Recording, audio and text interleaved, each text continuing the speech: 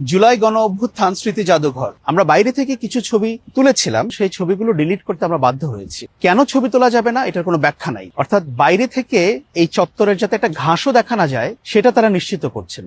একদম cantonment style security. এই জুলাই গণ অভ্যুত্থান স্মৃতি জাদুঘরের পুরো চারপাশ ঘুরলাম, ঘুরে যেটা দেখা গেল যেটা বড় অংশ এরকম টিনের বেড়া দিয়ে ঘেরাও করা, যাতে করে বাইরে থেকে এই চত্বরটা, ভেতরে চত্বরটা দেখা না যায়। সামনে কিছুটা অংশ খোলা আছে, অর্থাৎ বাইরে থেকে ভেতরে চত্বরটা দেখা যায়, সবুজ ঘাস এবং আরো কিছু স্থাপনা দেখা যায়। জাদুঘরের ভেতরে তো দেখা যাওয়ার সুযোগ নেই। তবে এখানে ঘুরে যেটা বুঝলাম যে এই স্থাপনাটা নিয়ে এখানকার যারা আনসারের সদস্য আছেন, নিরাপত্তা নিয়োজিত, তারা আলট্রা সেন্সিটিভ। একদম ক্যান্টনমেন্ট স্টাইল সিকিউরিটি। বাইরে থেকে কোনো ছবি তোলা যাবে না।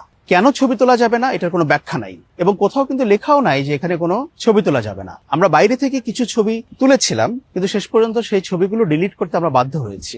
এবং এই কথা আমাদেরকে বলা হয়েছে যে কিছুদিন আগে জাতীয় সংসদের স্পিকার তিনি এই জুলাই জাদুঘর পরিদর্শন করতে এসেছিলেন, এবং তখনও সাংবাদিকদের কোনো অ্যাক্সেস দেওয়া হয়নি। অর্থাৎ বাইরে থেকে এই চত্বরের যাতে একটা ঘাসও দেখা না যায় সেটা তারা নিশ্চিত করছেন। এর রিজনটা কি এটা জানি না। তবে এখানে যারা ডিউটিতে আছেন তাদের কারোর সঙ্গে কথা বলে যেটা বুঝলাম, ওনারা একটা ধারণা দিচ্ছেন যে হয়তো আগামী অগস্ট মাসে এই জাদুঘর উদ্বোধন হতে পারে, কিন্তু সেটা এখনো শিওর না। কিন্তু নিরাপত্তা নিয়ে বাইরে থেকে কেন এত কড়াকড়ি, কেন তারা ওভার সেন্সিটিভ, এটার কোনো ব্যাখ্যা পেলাম না।